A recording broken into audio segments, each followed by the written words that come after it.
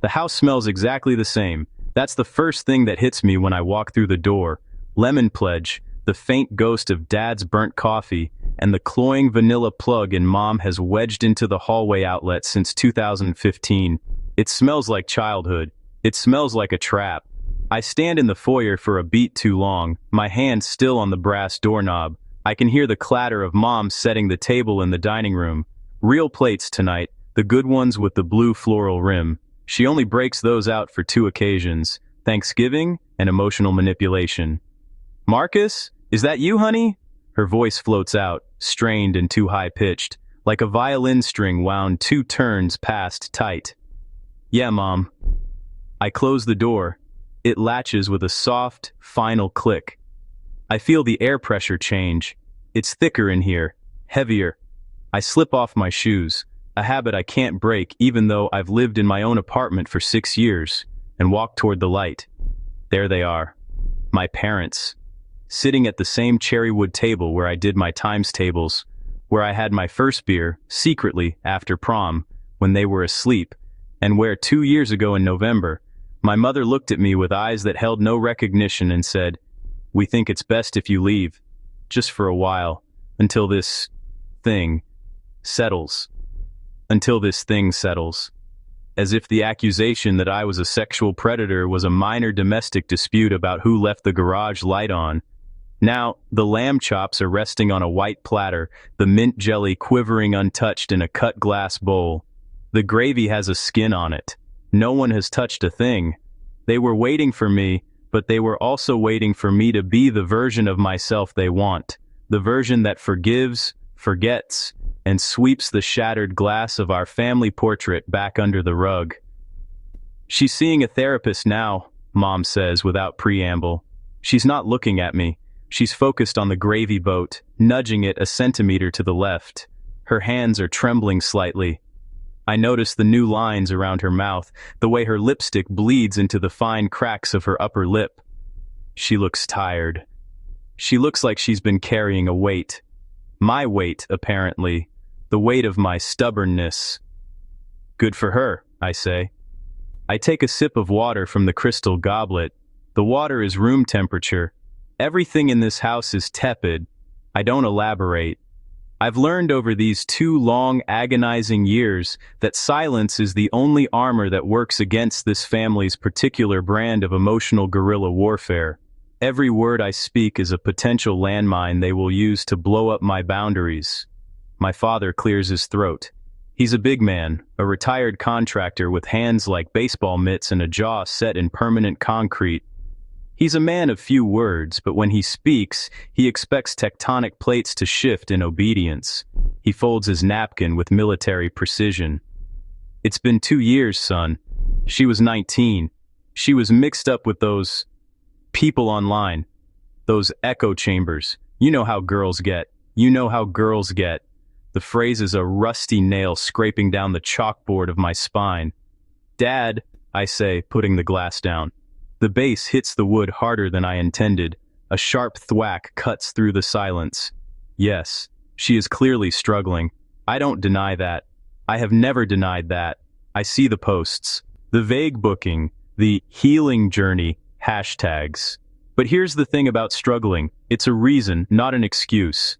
And instead of doing the grinding, unglamorous work of self-improvement, instead of calling me and saying, "Mark, I'm drowning," she decided to bring everything and everyone down to her level. She didn't want a life raft. She didn't want help. She wanted to drag me under so she wasn't the only one gasping for air. She wanted to ruin someone's life so she could watch a reflection of her own pain. That is both unforgivable and entirely unnecessary in life. "That's a cruel way to put it," Mom snaps, her head finally whipping up. Her eyes are wet, red-rimmed. She looks at me like I'm the one wielding the knife. "No, Mom." My voice is low, but it's steady. It's the voice of a man who has spent 2 years in a soundproof booth of his own making, rehearsing these lines in the mirror. "A cruel way to put it is telling the police, and your 500 closest Instagram followers, that your brother touched you inappropriately at a family reunion when you were 15. That's a specific, monstrous, and demonstrably false statement. What I just said is an accurate, factual summary of her actions and their consequences. The words hang in the air, ugly, factual, indelible. They hate it when I say the words out loud. They want me to use the soft language of euphemism, a misunderstanding, a rough patch, a cry for help. But I won't sanitize it. I can't, because the moment I soften the language, I soften the memory of what it felt like to be branded with a scarlet letter I didn't earn. She didn't say I was mean to her. She didn't say I stole her favorite sweater. She accused me of a felony. A specific, life-destroying felony that gets men blacklisted from jobs, evicted from apartments, and, in some circles, beaten or killed in prison. I still have the screenshots of the messages from strangers telling me to drink bleach. She apologized, Dad says, his voice a low rumble of barely contained frustration. He's gripping the edge of the table. She recanted. She told everyone it was a lie. She said she was jealous of you moving away for that tech job. She was lonely and stupid. She took it back, Marcus. And? I leaned forward, planting my elbows on the table, the good table, the one with the scratches from my science fair project volcano. After she already admitted the essay accusation was fake, after she stood on a digital soapbox and said, I lied about a crime that could have sent him to prison for a decade, why on earth would anyone take any of her next accusations after that seriously? Or her apologies, or her tearful promises of recovery? She nuked the credibility of this entire family dynamic.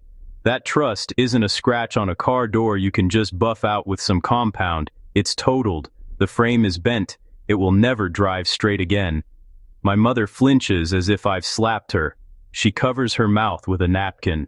My father's jaw works silently, chewing on words he knows he can't say. They want me to be the broken one so they can be the saviors. They want a Hallmark movie ending where I hug her in the rain and the credits roll. But I'm not a character in their script. I'm the guy who had to change his number, his gym, and his grocery store because people recognized his face from the local gossip pages. I remember the exact texture of the air that day. It was a Tuesday in early October, the kind of crisp fall day where the sky is so blue it hurts your eyes. I had just pushed a major code update live at work. I was on a high. I was the guy who fixed the server latency issue. I was good. My phone buzzed. A DM from my cousin, Derek. We weren't close. He was 4 years younger and lived 2 states away, but we shared a love for obscure indie bands. I expected a Spotify link. Dude, what's going on? Leah is posting some crazy shit on her private story. Are you okay? I frowned. Leah and I hadn't spoken in months. Not out of anger, just out of the centrifugal force of adult life.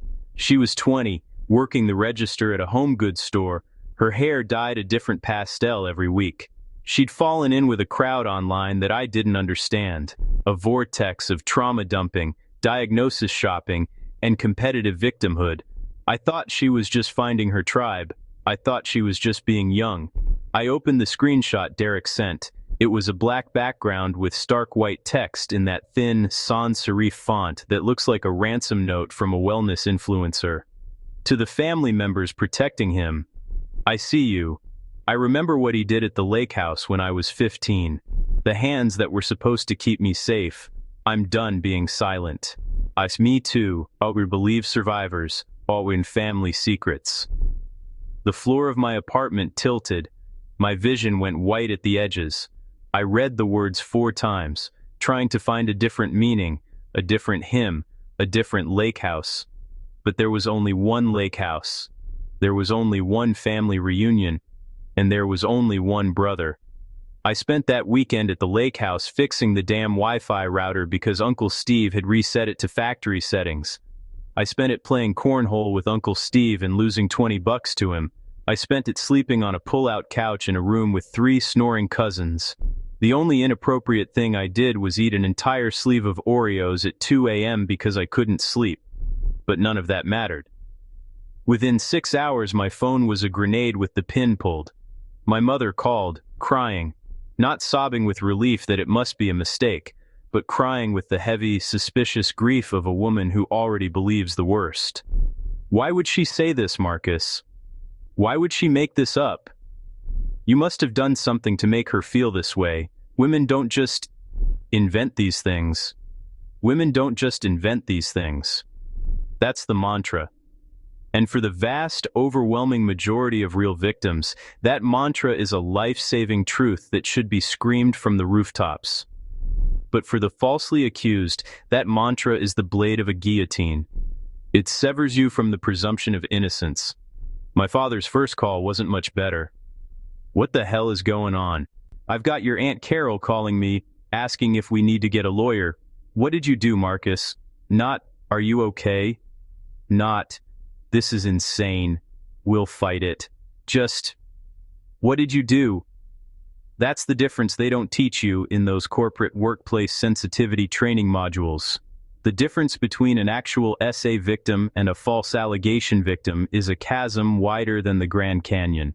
One has every safety net, hotlines, support groups, victim advocates, the entire weight of the justice system and public sentiment bending over backward to believe them. And that's exactly how it should be for real survivors. They deserve that army at their back. But the other, the falsely accused, you get shamed for not getting over it. You get told to be the bigger person while people look at the space above your head where the word predator used to hover in neon lights.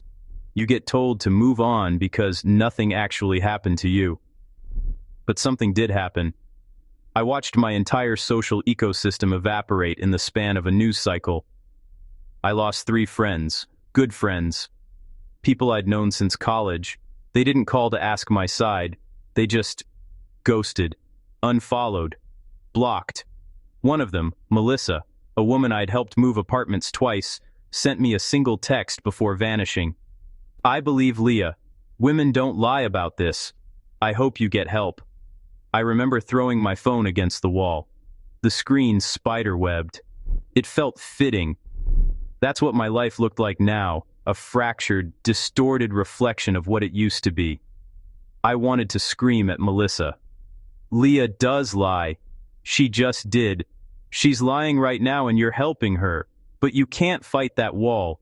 It's a religion, a secular faith. And if you question the scripture, you're not a skeptic, you're a heretic who's probably hiding something worse." I moved out of my apartment 2 months later. Not because I was evicted, but because the neighbor across the hall, a woman named Diane with whom I'd exchanged maybe 15 words in 2 years about the recycling schedule, started glaring at me with undisguised venom. I'd see her in the hall and she'd pull her cardigan tight across her chest as if my very presence was a contamination. I stopped using the elevator. I started taking the stairs 2 at a time, my heart hammering, my ears straining for the sound of a door opening. And through it all, Leah was thriving. She was getting the validation she had clearly craved her entire life. Her follower count ballooned. She posted grainy selfies with captions about breaking generational trauma and narcissistic family systems. She was building an empire of sympathy on the smoldering ruins of my reputation. She was a hero. I was the monster under the bed. And she had built the bed, painted it, and was selling tickets to look underneath. 6 months later. The recantation came in the spring. It wasn't a grand courtroom drama. It wasn't a letter from a lawyer. It was a shaky, poorly lit iPhone video posted to her Instagram feed at 11:42 p.m. on a Wednesday. I know the timestamp because I watched it 47 times that night. She was in her childhood bedroom at my parents' house. I could see the faded glow in the dark stars on the ceiling behind her.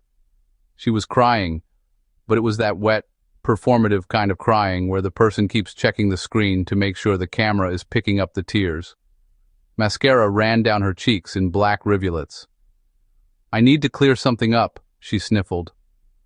"A while ago I said some things about my brother, things that weren't true. I was in a really dark place. I was jealous of how easy his life seemed, and I was getting all this attention from people online who were telling me my feelings were valid, and I let it snowball. I embellished. I made it sound like something it wasn't. Nothing happened at the lake house.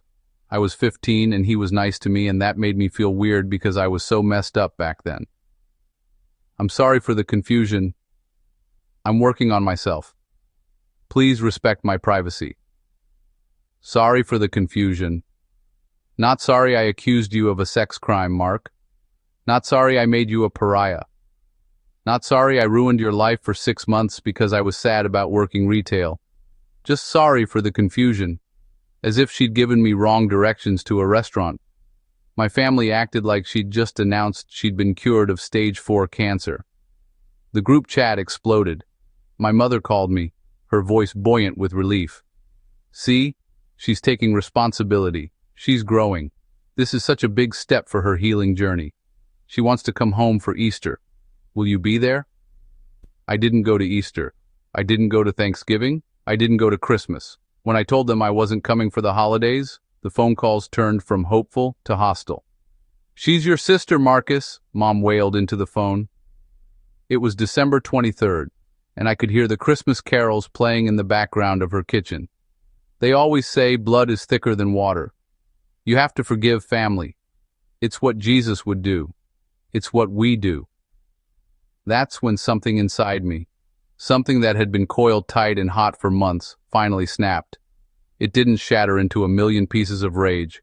It just straightened out, became solid, became truth. You know the full quote, Mom?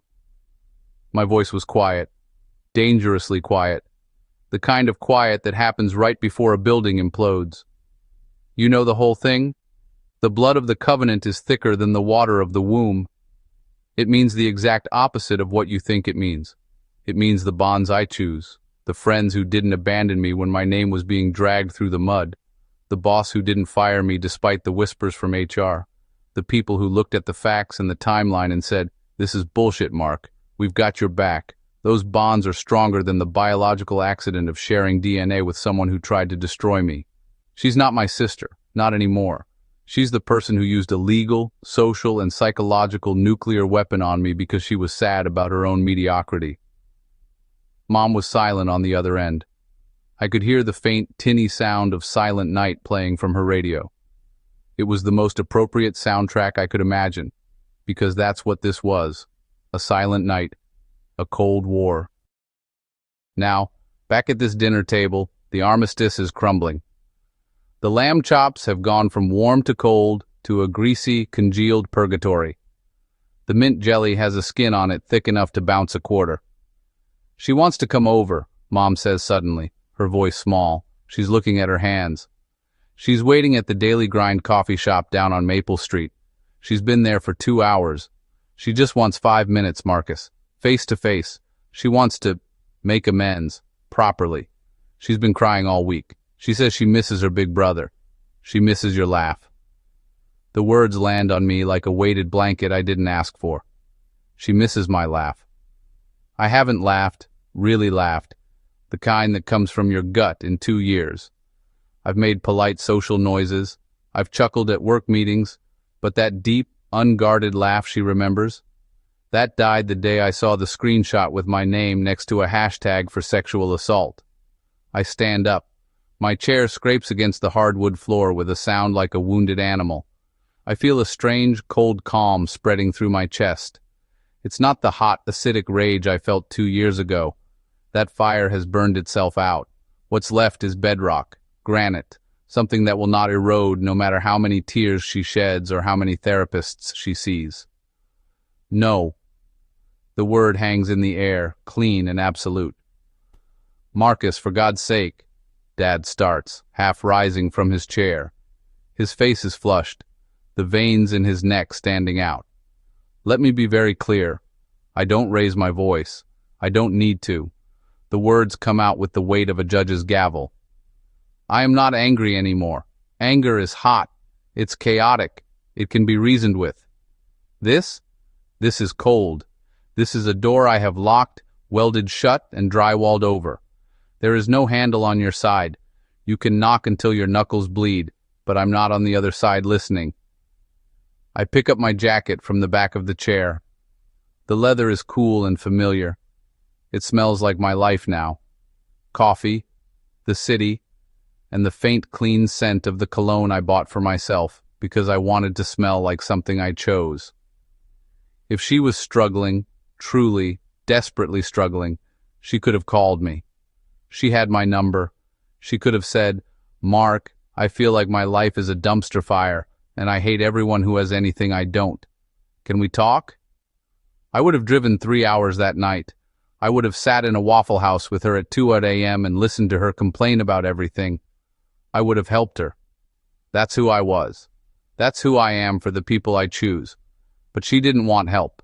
She didn't want self-improvement. She wanted to watch me bleed so she could feel less alone in her own pain. That's not a cry for help. That's an act of war. I walk toward the door. The hallway is narrow. The same walls that held my kindergarten finger paintings now feel like the throat of a beast, trying to swallow me back into the belly of the family dysfunction. She's your family, Mom whispers. It's the last arrow in her empty quiver. Her voice breaks on the word, family. It's the sound of a woman who knows she's losing, but doesn't understand why. I stop with my hand on the brass doorknob. I don't turn around. If I turn around, I'll see her face, and seeing her face might crack the bedrock. I can't afford that crack. Family doesn't file false police reports, I say, my voice echoing slightly in the narrow space. Family doesn't make you sleep with a baseball bat next to your bed because you're terrified someone who saw the post is going to show up at your door to deliver justice. The family doesn't make you flinch every time you see a news article about a man being cleared of false accusations, because you know the comments section will still say, well, he probably did something. Screw your version of family. I've built a new one. My family is a group chat of 3 guys who let me crash on their couch for 6 weeks when I was too scared to sleep alone in my own apartment. My family is the HR manager, Patricia, who looked at the timeline I provided, looked at the fact that Leah and I weren't even in the same state when she turned 15, and said, "This is a personal matter and it's not your fault." My family is the barista at the coffee shop near my new place who remembers my order and smiles at me like I'm a normal human being. My family is not a woman who can't stop lying and the people who enable her because it's easier than admitting their daughter is a walking disaster. I open the front door. The cool night air rushes in, sharp with the smell of damp leaves and distant wood smoke. It's the smell of freedom. It's the smell of the world outside this suffocating museum of false memories. Tell Leah I hope she gets better, I say without turning around. I'm looking at the porch light, watching a small moth circle it in a doomed, obsessive dance. I genuinely do. I hope she finds a therapist who doesn't just validate her, but actually challenges her. I hope she learns that her pain doesn't give her a license to distribute it to others. But her healing is not my responsibility. Her closure is not my job, and my peace is not her property to disturb. I step over the threshold. The door is still open behind me, a rectangle of warm, yellow light spilling onto the dark porch. Good night. I close the door. It latches with that same soft, final click from earlier. But this time, the click sounds different. It sounds like a lock turning. It sounds like the end of a chapter I didn't choose to write, but one I'm finally, mercifully, closing. Through the wood, I can hear my mother starting to cry. It's a raw, ugly sound, muffled by distance and oak. I hear my father's low, rumbling voice, not words of comfort for her, but words of frustration aimed at the empty space where I just stood. Stubborn, just like your grandfather. Let his pride ruin everything. It's thunder from a storm that's already passed me by. I walk to my car. The interior light flicks on when I open the door, a used Honda Civic I bought after the lease on my old place ran out. It smells like coffee and the pine tree air freshener I hung from the rearview mirror. It smells like mine. I start the engine. The radio comes on, some indie station playing a song with a lot of acoustic guitar. I turn it up, I pull away from the curb, and I don't look in the rearview mirror. I don't look at the house shrinking behind me. I look at the road ahead, the streetlights painting the asphalt in pools of amber. I drive toward the city, toward my small, clean apartment with the deadbolt I installed myself, toward the group chat that will ping in about 20 minutes with a message from Mike. How'd the hostage negotiation go? Need backup or a beer? I'll text back, beer, definitely beer. And for the first time in 2 years, I'll mean it, because the blood of the covenant is thicker than the water of the womb. And my covenant is waiting for me, under the neon sign of a dive bar that never cared about the rumors. where the bartender knows my name and never once asked me if I did it. I don't look back. I'm done looking back.